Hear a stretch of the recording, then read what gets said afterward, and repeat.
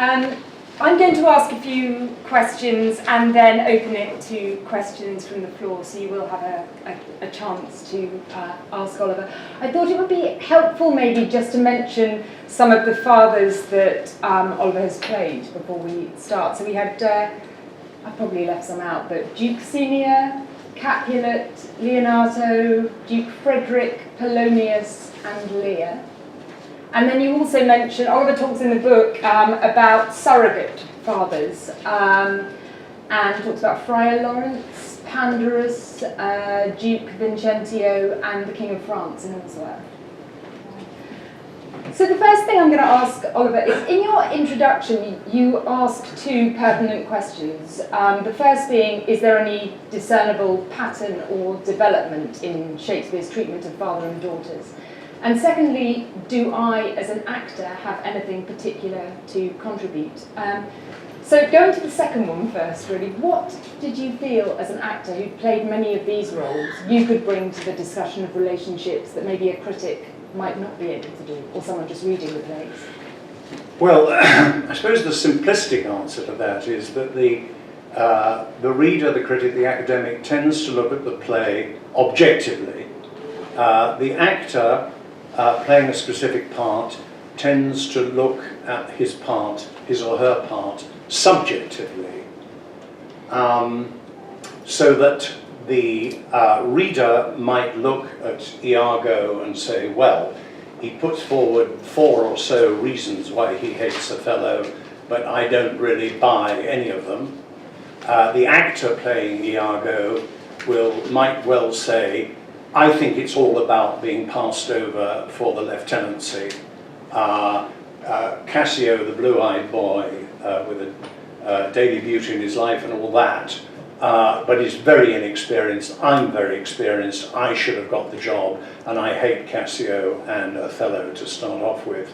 So that the actor is approaching it naturally from a subjective point of view. However, the actor also needs to be objective about the text.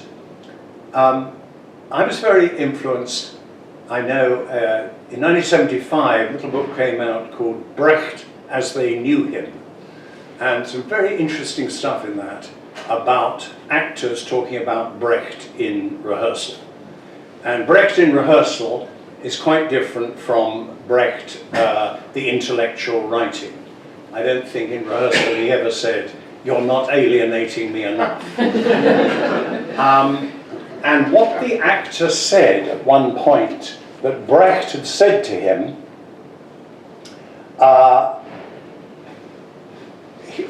Brecht said to the actor, "Now it's your turn, and to hell with the play." Then he went on, "Everyone connected with the production is wanting to forward the common cause of the play, yours too. But there is your interest, and your interest lies in a certain contradiction to the common cause of the play." And then Brecht went on and said, "Everything lives from this contradiction." Big claim, but a very interesting one I found. And I think that all actors, when they start acting, fall very narrowly on two sides of a divide. Subconsciously, maybe. They either want to promote their character, or they want to make the play work. They want to serve, in Brecht's language, the common cause of the play. I think probably because I had a certain academic background, when I went into the theatre I was the latter. I wanted to make the play work.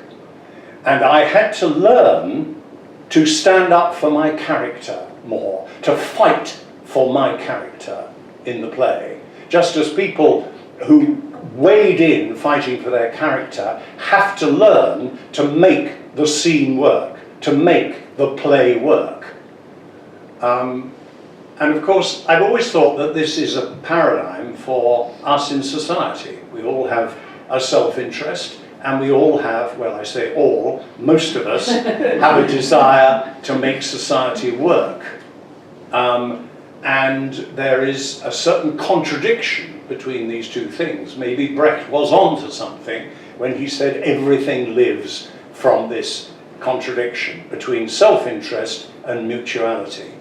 And I've always found that an interesting way. This is an extraordinarily philosophical answer to your question, I think. But the straight answer is that the academic is necessarily objective, and I think the actor has to be both subjective and objective. Does that mean it was more difficult to write about the father figures that you haven't played, or not necessarily? Yes, that's interesting. When you've played one of these father figures, you naturally, perhaps subconsciously, will align your thinking about the part in the play along the line that you took.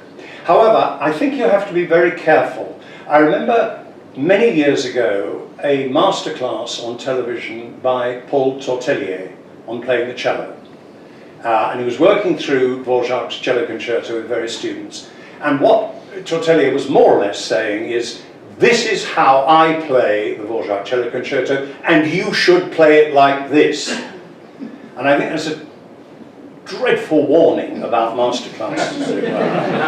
I remember thinking that it'd be so much more interesting if Tortelier had said, well, you could play these 3 bars like that, or you could play them like that.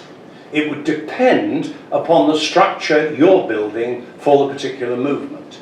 So I'm very wary of laying down the law about this is the way to play the part. In fact, having played the part, and usually you think it's rare for you to think that your interpretation was a failure and rubbish. You usually think it was viable in some way, but you think, well, there might be another course to go on. I was talking to Ian McKellen recently about Lear, and we were both saying we'd like to have another go at Lear.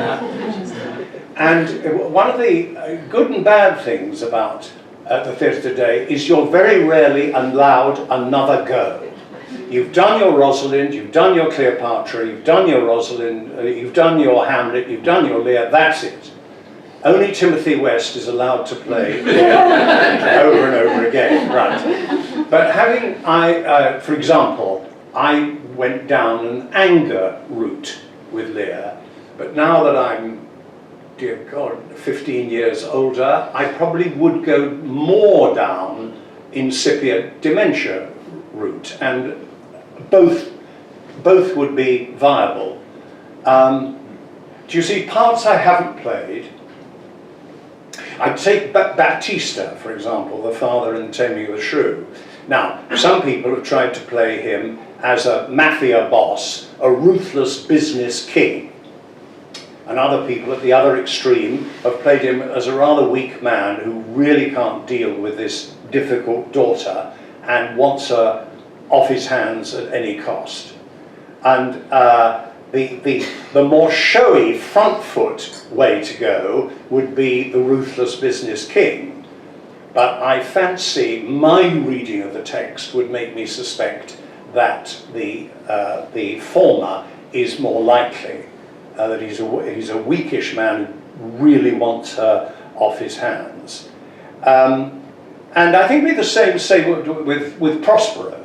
I've seen Prospero played as an entirely embittered man who just wants revenge, and at the last moment pulls back and thinks better of it.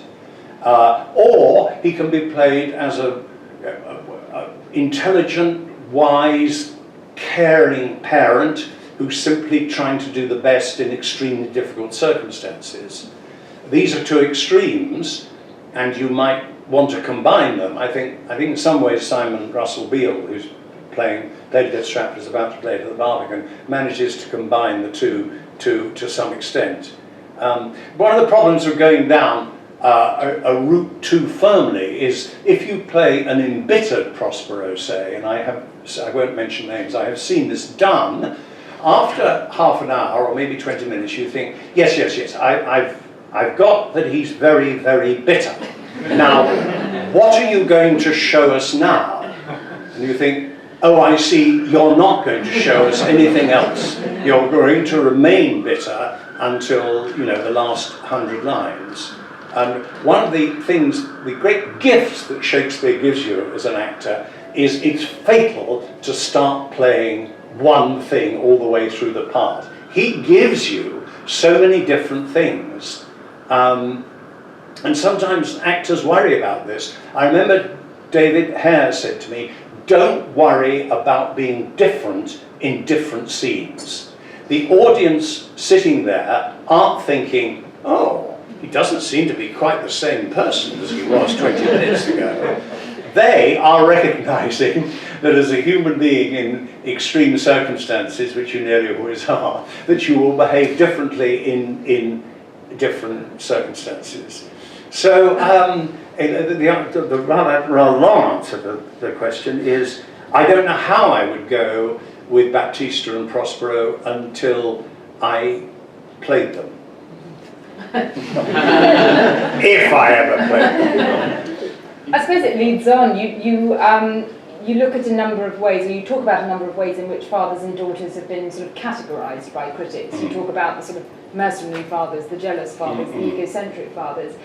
And you say you think they're reductive and you don't want to do this. Do you think that's partly, you've talked about seeing some sort of bitter Prosperos. Do you think that's particularly about you as an actor, or do you think it's about being an actor just needing to recognise that characters are multifaceted? Well, I think probably is me as an actor, that I hate labels. Directly you label a character, you diminish them. One of the formative books on this subject by Diane Elizabeth Dreyer, Domination and Defiance, Fathers and Daughters in Shakespeare, she categorises them, and her categories for the daughters are things like dominated, defiant, androgynous, redeemers. But directly you think about those categories, you think, well, hang on, Desdemona starts defiant and then becomes dominated. Or are you going to lump together all the people who ever temporarily put on male attire as androgynous? Some people get a kick out of that. Rosalind and briefly Portia get a kick out of that. Jessica briefly doesn't. And Viola thinks disguise is a wickedness. So you can't lump all the androgynous daughters together, it seems to me, and say that is their characteristic. Just as I don't think you can say that the essential characteristic of Marina and Perdita, and certainly not of Imogen, is that they're redeemers. They didn't think of themselves as redeemers. They just happened to, by chance, meet their fathers right at the end of the play. So I'm suspicious of these, and she has an even a more difficult job, I think, with fathers that are reactionary, mercenary, egocentric, and something else, and are jealous. And you think, well, hang on, I mean, most of the fathers in Shakespeare are egocentric and dominating, you know. So where are you going to go there? Mercenary, you see, well, Capulet is mercenary. And then you think, well, hang on, it's true Capulet, like Leonato, wants a count for his daughter, but he never discusses finance with Paris, as Leonato doesn't with Claudio. You could say that Baptista, who does discuss finance, is mercenary, but to characterize Capulet as simply mercenary seems to diminish them. And there are other books on the subject, some of which, for example, have categories like playwriting fathers. That's a very interesting category. And you could immediately say, well, Prospero and Duke Vincentio are playwriting fathers. I see that. But what about the others? You know, are you trying to say that Leontes is a playwriting father? I don't think. Or Lear? I don't get that. So I don't think categories help. This is what made me think, well, listen, I think I'll have a go at doing them chronologically, because I'm interested in Shakespeare's development as a playwright and the way he deals with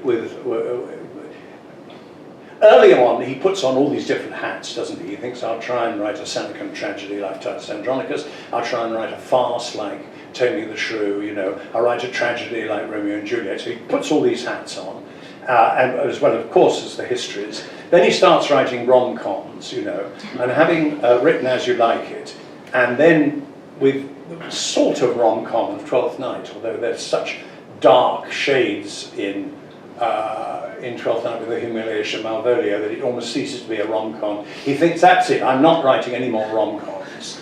I'm going to start writing tragedies. We'll look at some daughters who suffer, Ophelia or the daughters in Lear or Desdemona. And most interestingly to me, and I can talk about this later on, the three tragicomedies, so-called problem plays, in which there is an orphaned or entirely isolated young woman who has to look to an older man for help and advice and protection, and that she gets that to some extent, but then is exploited and manipulated by them in the way that Pandarus manipulates Cressida. Duke Vincentio, I claim, manipulates Isabella by holding back the fact that her brother is still alive. And the King of France absolutely demands that she marry Bertram, even though even Helena says, let it go. So I can see Shakespeare thinking there's a very interesting field of this older surrogate father manipulating the young woman to whom he is attracted. Well, Pandarus isn't attracted to Cressida, but the other two are. And then he ditches that and thinks, I've done that, I'll move on, and he moves on to the romances. So I think it's very interesting to look at him chronologically. Yeah, I mean, it's going to be one of my questions actually about looking at it chronologically. And I suppose one of the things it does is you become very aware, particularly with the first plays the earliest plays you're looking at, that one father after another is really quite domineering to the point of aggression, and that these early relationships are often very strange, really. I mean, Silvio and the Duke and Baptista and his daughters in Shrew and so forth. And even the fathers of the middle comedies and tragedies, like Leonato and Polonius and Brabantio, they're all overbearing. But do you see at that point a more nuanced development in the relationship? Well, yes, I do. I mean, we have to face the fact that Shakespeare inherited the Roman tradition, the Plautus tradition, what I call the Plautine template of the Senex Iratus, the angry old man who wants to marry the daughter to a rich, sometimes a booby, and women wear women, I think he's actually called the booby. And the wily daughter, the Filia Astuta, outwits him. And that, you could say, happens in Two Gentlemen of Verona. It happens later on in his potboiler, The Merry Wives of Windsor, for example. But already, I think nuance is coming in. And I would point particularly in Capulet to the fact that Shakespeare is too enslaved to the Arthur Brooke poem on which the Romeo and Juliet is based. But a very significant change that he makes is in the Brooke poem, Capulet and Paris don't get together till after the fighting, the deaths, the marriage with Romeo. And he puts the scene early on. And early on, Capulet behaves like a model Renaissance father, the modern liberal. He says, oh, my daughter's much too young. You know, wait a couple of years. Well, lots of people don't. No, too soon marred are those so early made. Come to the ball, come to the party. You'll see lots of beautiful young women there. You know, he's absolutely behaving like a model parent, liberal and all that. Then his Mercutio gets killed, Tybalt gets killed, the Prince Aeschylus is furious, and I think Capulet is thinking, I've got to bag this count for my daughter. You know, we'll have the wedding in 2 days. If that's too short, 3 days. you know, and out the window goes the model parent. You don't need to woo her, you know, she's not too young, etc., etc., etc. So I see that as a beginning of nuance of Shakespeare realizing this switch from model father to dominant father. And of course, once you get to Shylock, who is a quite different character from that of Barabbas in The Jew of Malta, you're moving into a much more nuanced picture. And I think this is true of Leonato, who initially believes that his daughter has been sleeping 1,000 times with this guy every time he's passed through the Messina, and then fights in an almost manic way to restore her. Becomes so manic that much of his language, you begin to think Leonato really does believe his daughter's dead, even though he knows perfectly well that she isn't. Leonato has something of the manic intensity that will later be looked on in Othello and Leontes, I think. And then you get to Polonius. And the interesting nuance there is that the first two Polonius scenes are both about the son and the daughter. And it's really the only time in the canon that we're introduced to a father, son, and daughter. And the first two scenes are domestic and are concerned with that. And I would argue Polonius is not at all a comedy figure in those two scenes. Those two scenes can be played absolutely straight. He becomes a comic figure in the third scene, in which he reads out Hamlet's strange letter and tries to justify things, and he does what I call 65 lines of stand-up. He becomes a comic figure. And I would argue that Shakespeare had tried that out with one of the few parts that I've played twice, which is one of the great unsung supporting parts in Shakespeare, which is the Duke of York in Richard II, which I did with Ralph Fiennes at the Almeida in 2000. I've just done with David Tennant at the RSC. Now, York's first scene after the death of Gaunt, entirely straight. His second scene seems to me obviously comedic.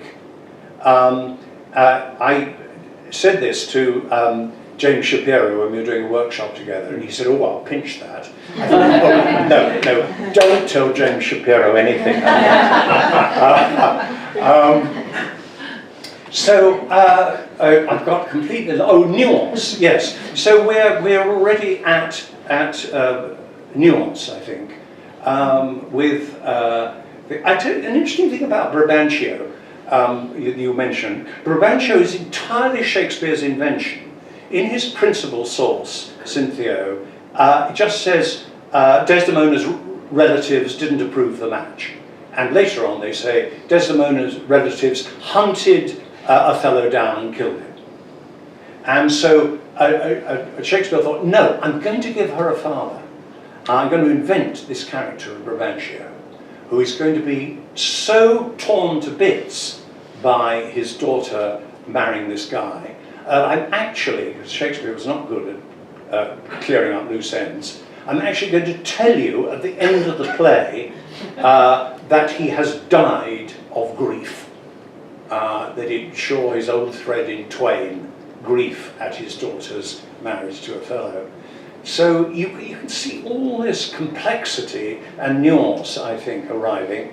And of course, it's certainly evident when you get to the romances. Yeah, and so after the middle comedies, and then of course before you get to the romances, you get to King Lear, and probably the most kind of well-known depiction of a father and his three daughters. You say in the book that the first scene of the play gives little opportunity for the exploration of love between Lear and Cordelia, which, absolutely. But the end of the play allows us to see them together again. And I wondered, could this be defined as the most loving father-daughter relationship up until this point? Up until this point. Or you say something about, can he only really show affection for her in death, which I thought was a really interesting idea. I mean, a problem, 16th century fathers very rarely showed their love for their daughters to them. In fact, there were educationalists who said parents are the wrong people to bring up their own children because they show them too much affection. You must never, for example, laugh at your children, laugh with them. So we're living in, and let's face it, 400 years later, it ain't so different now. You think of the number of people who say, and I'm thinking particularly of daughters, it was only after my father died and talking to other people that I discovered how much he loved me. He never told me to my face that he loved me, but he went round the town telling other people how much he was proud of me, how much he loved me. So you suddenly think, well, things haven't changed that much, alas. Capulet, for example, when he thinks Juliet is dead, pours out all this grief about his daughter, which he's never been able to show before. And you think, well, if she really was dead, that would be too late. You've given her no indication of that. So it's very, very difficult for fathers and daughters, it seems to me, in 16th century terms, to voice their loves for one another. And the problem with Cordelia, although he quite clearly loves Cordelia, and now our joy, you know, he says, what can you say to draw a third more opulent than your sisters? So clearly he joys in his youngest born. But it seems to me a problem that although before, in Act 4, before Cordelia meets the stricken Lear, she pours out a lot of stuff about how terribly her sisters have behaved towards her father, and indeed pours out a sort of degree of love for her father. And then, in an interesting way, if you look at the scene very closely, is really unable to express it during the scene. One of the enigmatic things she says is when Lear says, do you have poison for me? You have cause to loathe me. Your sisters have not. She says, no cause, no cause. And you think, well, go on. Well, what do you mean by no cause, no cause? Because actually, you do have cause. Are you just being a good Christian? Are you being an obedient daughter? Are you saying, oh, let's sweep all that under the rug, you know? But she's not coming out directly to her father with her love. And in the next little scene, the riddling little scene where he goes on about we too will sing like birds of the cage and all that, all she says in that scene is, shall we go see these sisters and these daughters? And Lear has absolutely no desire to go and see Goneril and Regan. That's all she says. When he pours out all this stuff about how happy we'll be in prison together, she doesn't say anything. And it's almost as if, because you keep thinking, Shakespeare is quite capable of writing stuff for the daughters. So it is a deliberate decision, I think, not to make them speak. So that seems to be an interesting problem. In fact, in the last stages of the play, it's rather hard to pin down Cordelia, where she's coming from. So there is a loving relationship there. Interestingly, we might talk about birth order, mightn't we? Mm-hmm. Because he says, Goneril, our eldest born, our dearest Regan, Cordelia, our joy. Now, so right from the start he's saying, this is how I see my three daughters. She's the eldest, dear Regan, and now our joy, you know? Makes it explicit right from the top. Yes, I mean, you say that you think that Shakespeare's depiction of birth order in that play shows a kind of shrewd psychology. Well, yes, it was actually Jenny and our daughter, Miranda, who put me with the presently named Miranda, never got to play the part. No, she did, interestingly enough. Our Miranda did play Miranda at the Edinburgh Festival. I've just never got to play Prospero. As she pointed out, this psychologist were working on birth order. And to sort of encapsulate it, there is this idea that the eldest daughter or son, but we're thinking particularly of daughters, tends to be the mature, conscientious, controlling achievers. That's what they call them. The youngest child is the baby of the family, who has been spoilt, who's got away with murder. You know, how often, I know from Jenny and I's own two granddaughters, already the eldest daughter is saying about Rosalind, the youngest, the youngest, you know, she gets away with things at school I'd never got away with, you know. So the youngest daughter is maybe the spoiled brat, okay. It's the middle daughter, the middle child who has the problem, who doesn't have the advantages of the eldest or the youngest, and has to play her cards much more cleverly. And psychologists often call them either people pleasers or rebels or both. I had an elder brother who was certainly assertive and a controlling achiever and ended up a judge, and I was definitely a people-pleasing second child, which has been both good and bad in my in my past. So this seems to me so Goneril is the assertive one. She's the one who says, look, we've got to do something about your knights. Okay, yeah, a little to disquantity your train. Come on, I can't be doing with all these knights. She comes straight onto the front foot and says this, and gets cursed with sterility for her. The youngest daughter, Cordelia, I'll tell you one of the interesting things, it took me some time to spot this, is that in all the source material, the Cordelia figure, when asked to say her bit, says, well, I love you as much as a daughter should love a father and no more. And indeed Cordelia does say that after a while. But the first thing she says is nothing. And how? Nothing? Nothing. That is Shakespeare's addition to the usual folk tale. And I always think it's the spoilt adolescent brat who says nothing. Nothing. You know. And I find the addition of those two nothings very interesting. Fortunately, Cordelia has two asides where she's already prepared for us and saying, you know, my tongue's more ponderous than my heart, or whatever. So we are sort of on Cordelia's side.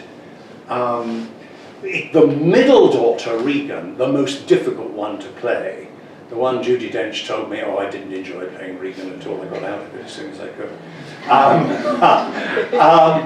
Regan boxes a bit clever, so that when Lear turns up in 2/4 at her house, she's the one who says, look, you please go back to Goneril. I'm sure Goneril is not as bad as you say. Please go back. And look, Father, you really are very old, you know, and so all that. And she sort of havers and sits on the fence until Goneril turns up, you know. Oh, Regan, will you take her by the hand? Directly she's got Goneril's hand, she is the one who finally says, you know, when they're going through the 50, 25, 10, 5, what need you one knight? And Regan, to me, is the people pleaser who turns out the rebel. Turns out in some ways even nastier than her sister.